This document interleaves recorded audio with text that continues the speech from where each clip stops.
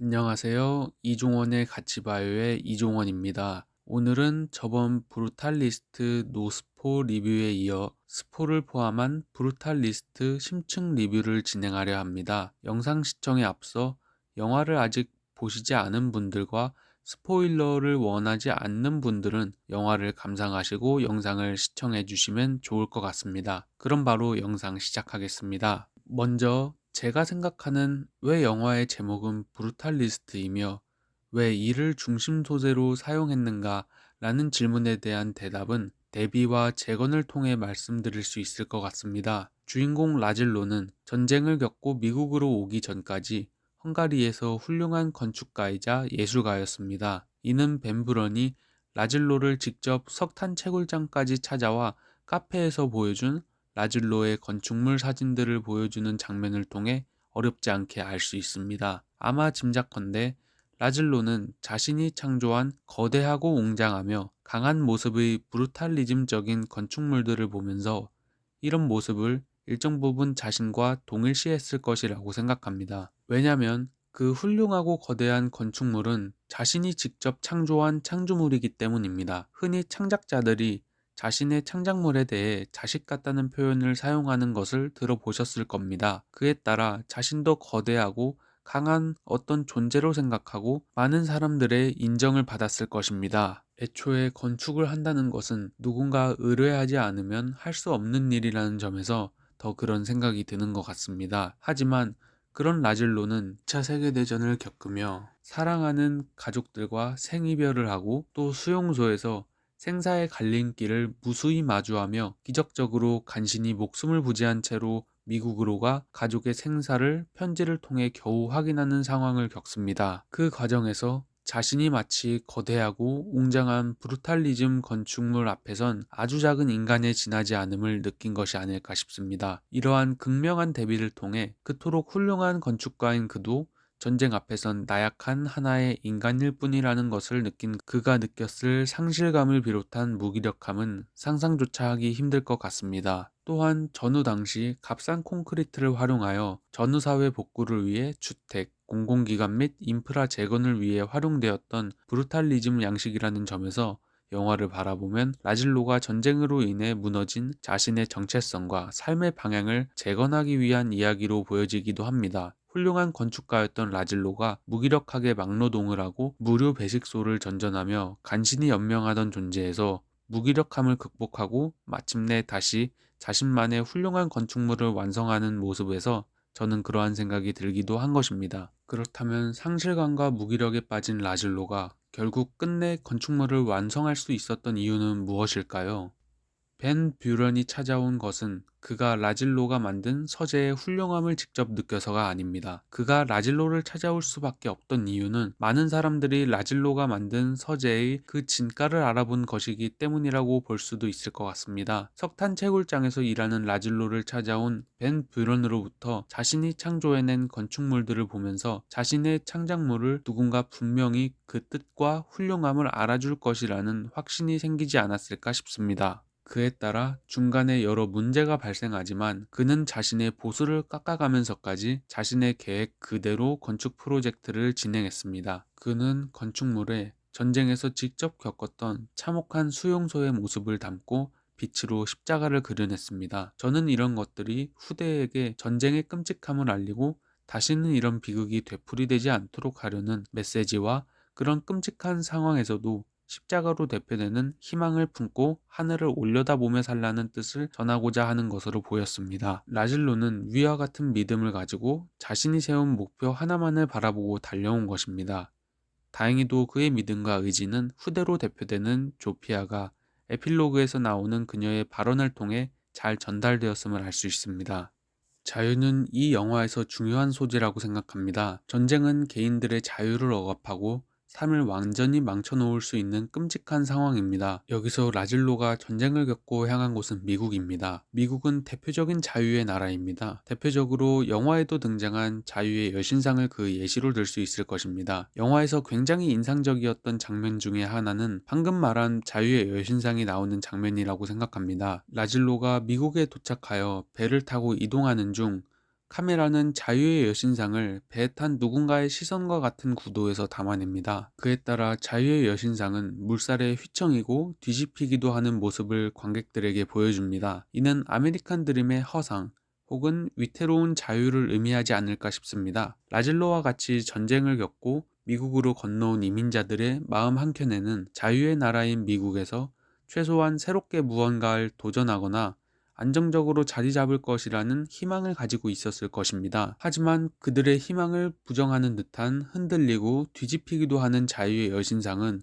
결코 자유롭지 않고 쉽지 않을 이민자로서의 미국 생활을 암시하는 것처럼 보입니다. 영화는 잔인하게도 이후 성공적으로 라질로와 그의 친척인 아틸라가 벤 브룬의 아들 해리 리의 서프라이즈 서재 리모델링 계약을 값비싼 금액으로 따내면서 기쁨의 춤을 추지만 벤 브룬의 사자후와 함께 한순간에 대금도 못 받게 됩니다. 거기다 미국에서 먼저 정착하여 밀러라는 이름으로 가게도 열고 살고 있는 친척 아틸라는 마치 벤 브런과 같은 미국의 자본가인 듯이 책임을 모두 라질로에게 떠넘기고 결국 라질로는 석탄 채굴장과 공사 현장에서 막노동을 하고 무료 배식소를 전전하는 신세가 되어버립니다. 주인공인 라질로만큼이나 영화에서 큰 비중을 차지하는 인물은 벤 뷰런입니다. 제 생각에는 벤 뷰런은 미국 혹은 미국의 자본가를 상징하는 인물이 아닐까 싶습니다. 제가 기억하기로 그의 첫 대사가 내 마당에 있는 저 흑이는 뭐야 였던 것 같습니다. 그는 폭력적이고 인종차별을 아무렇지도 않게 하는 인물입니다. 허례허식을 좋아하고 보여주기식 사진을 찍으며 서재에 가득 쌓인 책들은 희귀한 초판본이 가득하나 벤 뷰런이 책을 보는 장면은 하나도 나오지 않습니다. 그런 점에서 그는 소유욕 역시 가득한 인물로 추측됩니다. 또한 벤 뷰런은 좋게 말하면 영화 내에서 가장 자유로운 듯한 모습을 보여주는 인물입니다.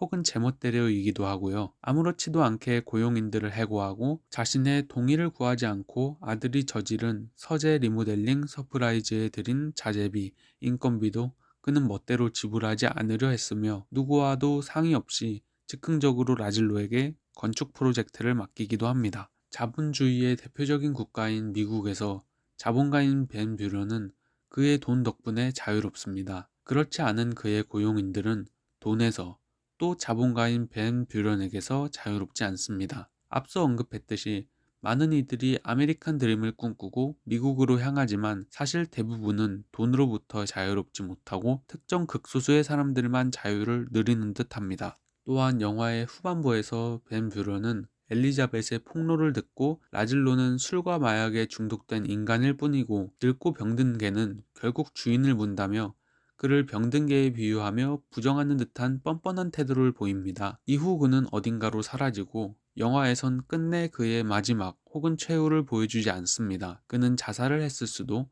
아니면 다른 곳으로 도망쳤을 수도 있을 것입니다. 그에게 죗값을 치르게 하고 잔인한 그의 죽음을 보여줄 수도 있었지만 그렇게 하지 않습니다. 개인적인 추측이지만 감독은 그의 최후에 대해서 관심을 가지는 것보다 에필로그에서 알 수 있듯이 라질로의 메시지를 후대와 관객들에게 전달하는 것이 훨씬 더 중요하다고 판단하여 굳이 벤 뷰런의 최후를 묘사하지 않은 것이 아닐까 생각합니다. 저는 영화에서 벤 뷰런으로 상징되는 자본가들이 노동자들의 자유를 일방적으로 빼앗는 모습을 보면서 주인공을 포함한 노동자들은 어떻게 그들에게 최소한 복수 혹은 반격을 했는지 생각해 보았습니다. 그들은 그저 당하기만 하는 걸까요? 영화에서는 크게 두 가지의 반격을 보여줬다고 생각합니다. 그중 하나는 라젤로의 방식입니다. 그는 이민자로서 그토록 길고도 더럽고 끔찍하며 외로운 길을 걸으며 자신의 건축 프로젝트의 완성이라는 오직 하나의 목표를 향해 끊임없이 과정보단 결과가 중요하다고 되뇌이며 달려나갔습니다. 결국 그는 마침내 자신의 마스터피스를 완성하고 아내가 그랬듯이 이제는 늙고 병든 몸을 휠체어에 의지하고 있습니다. 해당 건축물은 벤 뷰런이 자신의 어머니의 이름을 따 그녀를 기리기 위해 세운 일종의 복합 문화센터이자 교회인 공간을 만들려고 했습니다. 그 과정에서 벤 뷰런은 많은 자금을 투입하여 프로젝트를 진행했으나 실질적으로 해당 건축물을 짓는 사람은 라질로입니다. 벤 뷰런의 의도와는 다르게 라질로는 앞서 언급했듯이 전쟁에서 직접 겪었던 참혹한 수용소의 모습을 담고 빛으로 십자가를 그려냈습니다. 저는 이것들이 후대에게 전쟁의 끔찍함을 알리고